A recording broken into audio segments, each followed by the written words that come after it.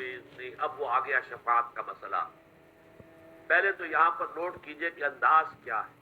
من ذا الذی یشفع عندہ الا بإذنہ، کون ہے وہ جو شفاعت کی جرات کر سکے اس کی جناب میں مگر اس کی اجازت۔ پہلا انداز جو ہے وہ بڑا پھر چیلنجنگ ہے کون وہ جو یہ سمجھتا ہو کہ اسے یہ اختیار حاصل ہے، جو سمجھتا ہو کہ اسے وہ زور حاصل ہے، وہ قوت حاصل ہے کہ اس کی بنا پر اس کی سفارش مانی جائے۔ کوئی نہیں ہے اس کائنات میں۔ کتنا بات ہے، من ذا الذی یشفع عندہ، کون ہے وہ جو شفاعت کر سکتی اس کی جناب میں؟ الا بإذنہ، استثناء آ گیا، ہاں اس کی اجازت۔ اب اس کو لوڈ کر لیجئے، کیونکہ ہمارے ہاں یہ مسئلہ ہے، بڑا اختلافی مسئلہ ہے، اس کی حقیقت کیا ہے؟ دیکھیے، پہلی بات تو میں نے آپ سے عرض کی کہ 3 دفعہ کی ایبسولوٹ نیگیشن کے بعد، کیٹیگوریکل نیگیشن کے بعد جہاں اس بات آیا، 3 دفعہ وہ میں گنوا چکا ہوں۔ سورہ بقرہ کا 6واں رکوع، سورہ بقرہ کا 15واں رکوع، پھر اس سے ایک آیت پہلے لا خلۃ ولا شفاعۃ، پھر آیا، اور پھر یہاں بھی انداز جو ہے بڑا پرجلال، من ذا الذی یشفع عندہ الا۔ استثناء جو ہے اس کو بمقابلہ اس نفی کے ذرا اگر تولیں گے تو یہ بہت کمزور ہے اس کیٹیگوریکل ڈینائل کے مقابلے۔ نمبر 2، بإذن نہیں، اصل میں شفاعت کہتے کسے؟ شفا کہتے ہیں دوہری 6، وتر والشفع والوتر۔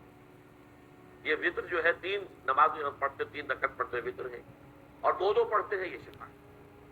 شفا یہ ہے کہ کسی کی درخواست کے ساتھ آپ بھی اپنی درخواست شامل کر کے اسے دوہرا بنا دیں۔ کوئی شخص معافی مانگ رہا ہے اللہ سے، اے اللہ مجھے معاف فرما دے، اللہم اغفر لی، آپ بھی کہیں اے اللہ معاف فرما دے، اللہم اغفر لہ، یہ شفاعت ہے۔ زندگی میں شفاعت ہوتی ہے، ہم کرتے ہیں، مردوں کے لیے کرتے ہیں، زندوں کے لیے کرتے ہیں۔ تو شفاعت کس معنی میں کہ دعا کی جائے، اے اللہ اس کو معاف فرما۔ کوئی شخص اپنے لیے رحم مانگ رہا ہے، ہم بھی دعا کریں، البتہ دعا میں فرق ہوگا۔ کہیں کسی کے لیے نبی دعا کرے، جیسا کہ قرآن مجید میں آتا ہے کہ یہ منافق لوگ اگر جب ان سے خطا ہو گئی تھی، اگر یہ حاضر ہوتے حضور کی خدمت میں اور وہ خود بھی اللہ سے استغفار کرتے، واستغفر لهم الرسول، اور رسول بھی استغفار کرتے، تو اللہ وجد اللہ توابا رحیما، تو وہ پاتے کہ اللہ تو توبہ کو قبول فرمانے والا اور رحم فرمانے والا۔ تو گویا کہ زندگی میں بھی حضور شفاعت فرماتے تھے کہ اللہ تیرا یہ بندہ اپنی خطا مان رہا ہے، اے اللہ تجھ سے معاف فرما دے۔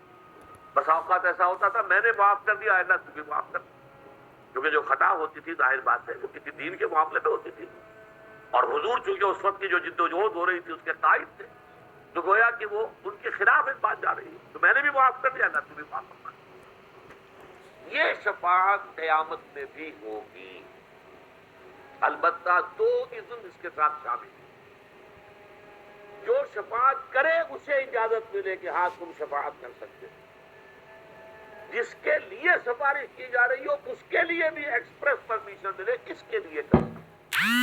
یہ 2 طرفہ اذن مختلف مقامات پر قرآن مجید کے اگر آپ کا جائزہ لیں گے تو ایک اذن نہیں ہے، اللہ کا اذن اس بندے کو کہ تم سفارش کر سکتے ہو اس بندے کے لیے، یہ دونوں چیزیں اذن میں شامل ہیں۔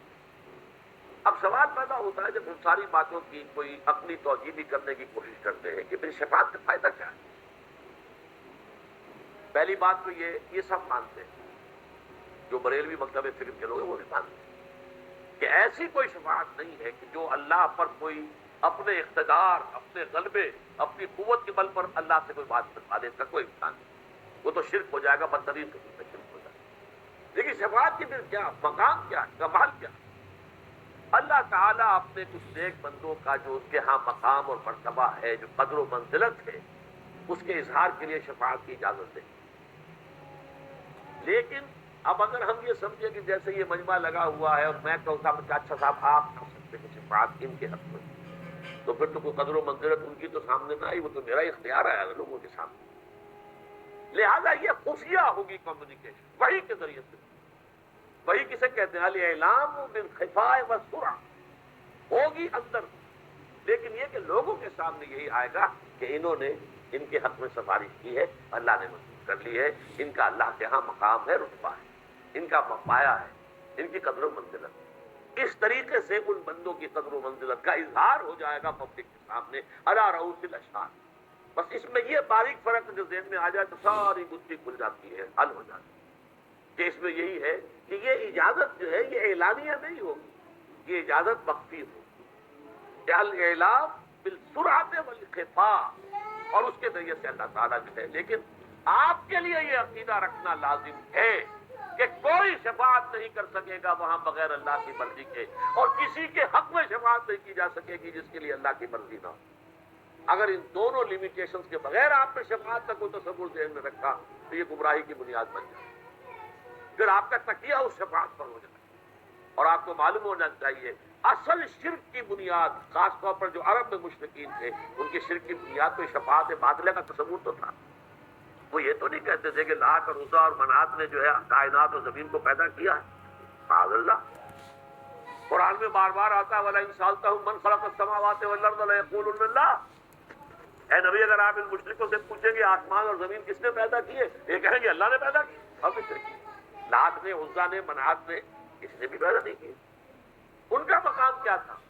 وہ کہتے تھے یہ اللہ کی بیٹیاں ہیں، اللہ کی لاڈلی، اور یہ شفاعت کریں گی ہماری، اور اللہ اس کی شفاعت کو رد نہیں کر سکے گا. پیاری بیٹی آپ کے پاس آتا، حضرت فاطمہ رضی اللہ تعالیٰ عنہ، لخت جگر، نور چشم، محمد رسول اللہ کا صلی اللہ علیہ وسلم، اتنی محبت آپ کو تھی آپ اندازہ نہیں کر سکتے. کتنا احترام کرتے تھے کہ حضرت فاطمہ آتی تھی تو آپ کھڑے ہوتے تھے، اور پھر جو اپنی چادر ہوتی تھی وہاں انہیں بٹھاتے تھے. حضرت فاطمہ بہت ہی محبت